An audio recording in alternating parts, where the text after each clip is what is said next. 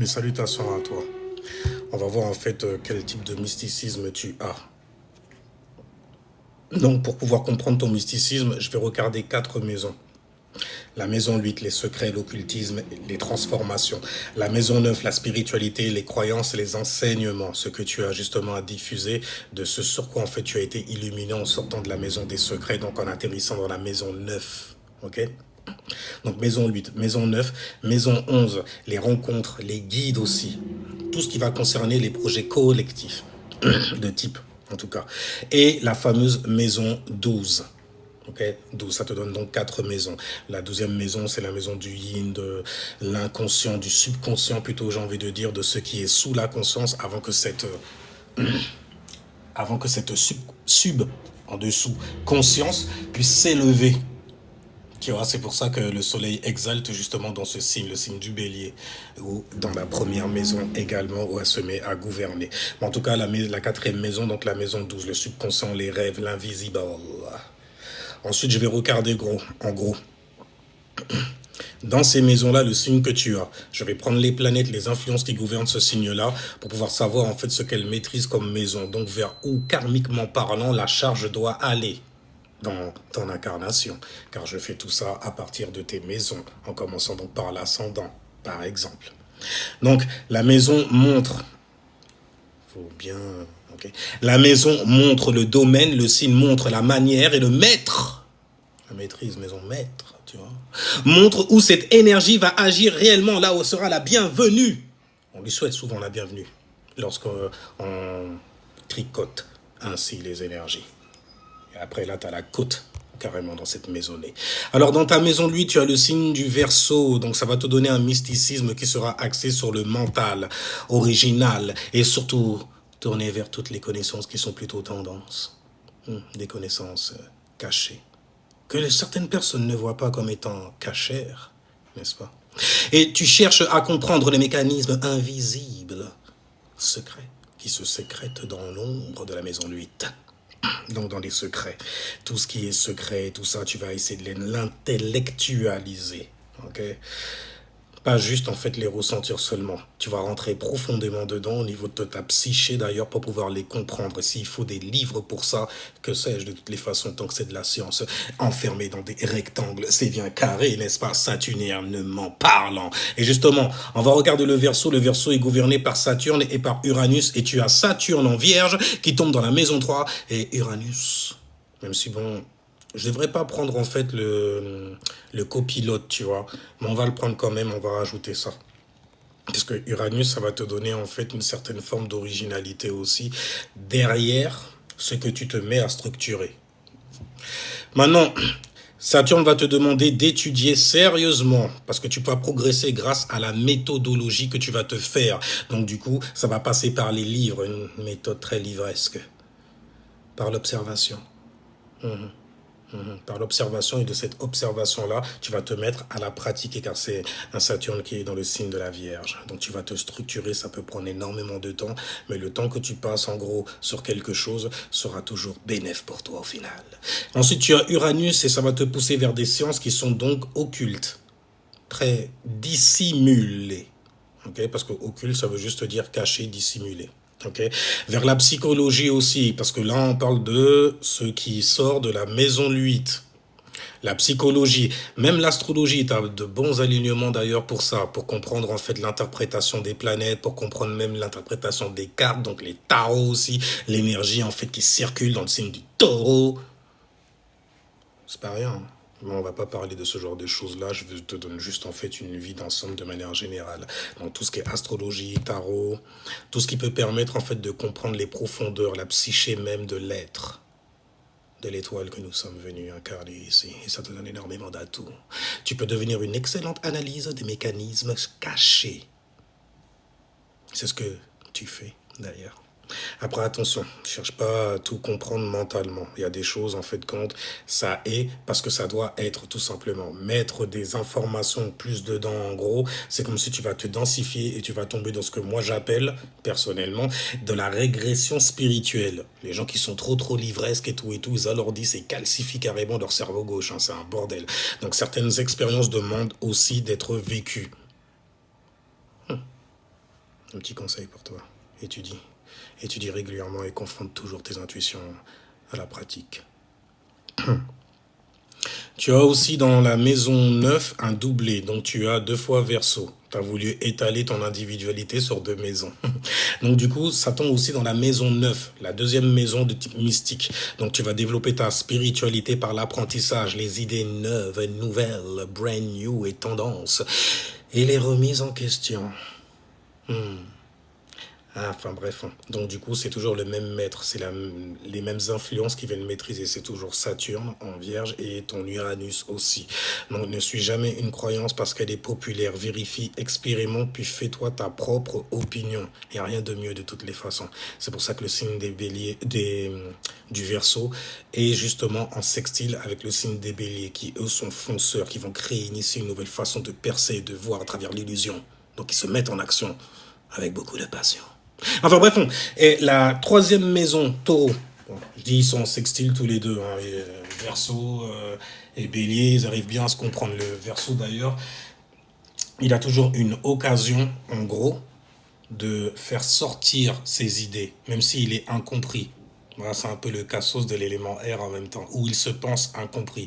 Il aura toujours sa propre manière en fait d'éclairer les gens, ce qui d'ailleurs le rend très très vite, très facilement, un prophète. Ouais, ils sont plus peur de... On dirait qu'ils voient le futur. Ouais, ils sont très... tu penses que ça va être tendance, ça? Mais c'est ce que je pratique. Ouais, mais non, n'importe quoi. Les gens, ils sont pas dedans et tout ça. Ouais, mais c'est ce qui fait mon originalité, justement. Personne n'est dedans pour le moment. Quelques années plus tard, ils reviendront à cela. Où que vous soyez, vous reviendrez ici. Ouais, ils sont très, tu vois, très Saturne. Et donc, on disait, maison 11. La maison, donc... 11, et dans la maison 11, tu as le signe des taureaux gouverné par Vénus. Donc, et tu as Vénus en scorpion qui tombe dans ta maison 4. Ok? Donc, tes rencontres vont te transformer profondément et tu attires même trop, bien souvent, des personnes qui réveillent des émotions fortes et aussi, en fait, une certaine connexion à ce sur quoi tu as été éduqué dans la maison 4. Ouais, parce que ça tombe dans la maison 4, il y a Jupiter en exaltation dedans. Donc, ils vont faire remonter en fait un certain flot mémoriel qui va concerner la famille. Oh, ça m'est familier. Familier. En plus, j'ai été éduqué par cela. Ok? Et donc, forcément, j'en suis éveillé. Enfin, bref. Donc, tu as ta maison 11. Ça va montrer donc les personnes que tu vas attirer, justement, qui vont faire partie d'un groupe aussi. Part, tu vois. Et les taureaux, en fait, vont avoir tendance à attirer des personnes qui sont très, très stable. Mais oui, on raisonne pareil, tu vois. Qui se ressemblent, s'assemblent quelque part, tu vois. Donc, patiente est très sur le concret, parce que c'est élémentaire. On concrétise, ok, on densifie, on alourdit, on donne des formes aussi. Et on stabilise cette forme étoilée. Enfin bref, avec ton Vénus en scorpion, ça va te rendre très très profond, donc du coup, au niveau de certaines choses que tu vas transformer qui concernent justement la maison 4. Les choses sur lesquelles on a tous été éduqués, car on a tous eu une famille, peu importe cette famille. Et ça te donne énormément d'atouts, des relations qui te seront fidèles, profondes. Après, fais attention et évite les liens de dépendance émotionnelle. On sait très bien que quand tu t'attaches à quelqu'un, quand elle a mal, t'as mal aussi. Et donc, forcément, tu peux te prendre des charges karmiques qui sont même pas les tiennes en plus. Il faut être réfléchi. Dans la maison 12, tu as le signe du Gémeaux, celui qui réfléchit énormément et qui ose sortir ses mots, sortir de ses gonds aussi. Pour pouvoir en fait t'enseigner certaines choses qu'il a appris à gauche et à droite. Il vient en fait semer des graines, tu vois, sur la terre de la femme de Bethléem. Enfin donc, maison 12 Gémeaux. Donc ça va te montrer en fait ton monde intérieur et les Gémeaux donnent un subconscient très actif pour le coup. Ouais, ça se pose beaucoup de questions en interne, il n'y a pas de problème, dans le caché, l'air de rien. Ouais. Avec le sceau justement de ce qui est caché. Enfin bref, tu peux recevoir des idées, des intuitions et des réponses aussi en écrivant, en discutant, même en lisant aussi, ok? Quand tu relis en fait le rêve que tu avais fait, car tu as un carnet de rêve, n'est-ce pas? Sur lequel tu n'arrêtes pas de gratter, n'est-ce pas? Car toi, en fait, compte, ça doit y aller énormément dans ce tas subconsciemment. Donc le plus tu vas écrire, justement, et même en écrivant, c'est ce que je disais souvent déjà, je crois que j'ai dit ça quand j'avais lu ta charte la première fois, mais le plus en fait tu écris, le mieux tu écris, et le mieux tu vas savoir justement interpréter, voir même carrément ce à quoi ça correspondait dans le monde physical, car dans les rêves, en fait, ce ne sont que des symboles en vrai, sur lesquels il faut savoir, pardon, savoir interpréter. C'est pour ça que c'est bien de les écrire, et même en écrivant, il y a certaines mémoires qui peuvent te revenir. Mais en tout cas, dans la maison 12, c'est du Gémeaux, et je prends la planète donc qui gouverne le signe des Gémeaux, et Mercure, ton process de réflexion, ton intellect aussi, comment tu apprends, qui est en Scorpion, donc très très profonde dans son apprentissage. Et tu as Mercure qui tombe dans la maison 5, donc c'est une intuition en fait qui va fonctionner lorsque tu creuses des sujets en profondeur. Prends ton temps, on n'est jamais pressé en vrai. Surtout quand il s'agit en fait d'ancrer une certaine forme de connaissance afin justement de l'offrir aux gens. Donc d'offrir en fait de cette light, de cette lumière-là. Damn, c'est stylé ça. En tout cas, tu es faite pour comprendre la psychologie, les symboles et les mystères. Ok? Parce que quand même, ça tombe dans la maison de Summertime. Tu vois ce que je veux dire? L'été et tout ça. Qui vient se fixer comme ça. Qui a donné naissance au signe du Lion. Donc, tu es faite pour comprendre la psychologie, les symboles, les mystères. Maintenant, tiens un carnet de rêves et d'intuition. Tu verras rapidement d'ailleurs des répétitions qui peuvent se faire. Okay? Tu as un soleil en balance dans la maison 4, magnifique équilibre justement au sein de tout ce qui va concerner la famille. Donc ton soleil montre la direction de ta conscience et en maison 4, ta mission c'est de construire une paix intérieure first, d'abord. Donc tu es venu rééquilibrer ton histoire familiale et créer ton propre sentiment de sécurité en interne. Ça fait du bien là où ça passe. Parce que bordel, tu te fais un de ces boucliers, il n'y a rien qui peut t'atteindre ensuite. Ton aura est balèze. Un truc de fou malade. En tout cas, tu progresses lorsque tu transformes ton foyer en lieu d'harmonie. Une balance oblige. Plutôt qu'en lieu de conflit. On envoie chier le bélier très très loin, n'est-ce pas? Loin de nous. En tout cas, avant d'éclairer le monde, construis une maison où ton âme se sent enfin chez elle. Peut souffler, tu vois, peut se revitaliser comme ça, avec des choses qui lui sont non seulement familières, mais qu'elle ressent justement le flot mémoriel de la famille. On est en famille, on est en sécurité. Quel est ton mysticisme maintenant? Ton mysticisme maintenant? Ton mysticisme grandiose. Je dirais en fait que ton mysticisme, il est sur le plan mental, psychologique et transformateur aussi. Stylé. Mental, tu comprends l'invisible en étudiant. Psychologique, tu cherches les motivations cachées. Les choses qu'on ne veut pas en fait regarder, même repérer, parce que c'est pas cachère, on veut. Et on tente souvent de les laisser cacher. Transformateur, car chaque expérience profonde te fait évoluer. Un truc de fou malade. Donc t'es pas quelqu'un en fait qui croit facilement. T'as besoin de comprendre en gros, tu vois. By any means necessary, de toutes les façons, quand le verso est là, ça va être très livresque en gros. Maintenant, un conseil si jamais tu t'intéresses aux arts divinatoires. Parce que t'as un thème qui est vraiment...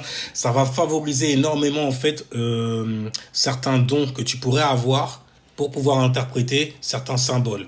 Donc tout ce qui est astrologie, tarologie, psychologie, symbolique, les oracles aussi, l'interprétation des dreams... Tu as ça en ta possession, tu as ces capacités là, ok? Donc la clé est toujours de suivre cette méthode. Tu ressens, tu étudies, tu vérifies, tu pratiques. C'est important ça aussi. Et ensuite, tu transmets. Et là, ce que tu transmets, goddamn, ça va parler à tellement de gens. Et du coup, ton thème là, il va pas montrer une spiritualité... Alors là, 2, 3. Ton thème ne va pas montrer une spiritualité qui sera basée sur la foi aveugle. Non, parce que tu as pratiqué, n'est-ce pas? Donc, les ressentis, les études et tout ça sont bien ancrés. Tu n'as rien laissé au hasard.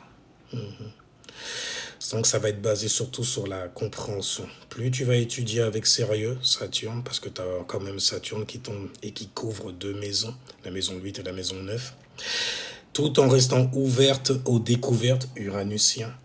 Donc, des découvertes, en fait, qui sont pas tendance maintenant. Mais bon, de toutes les façons, où que vous soyez, vous serez réunis en ce point, en ce lieu, n'est-ce pas?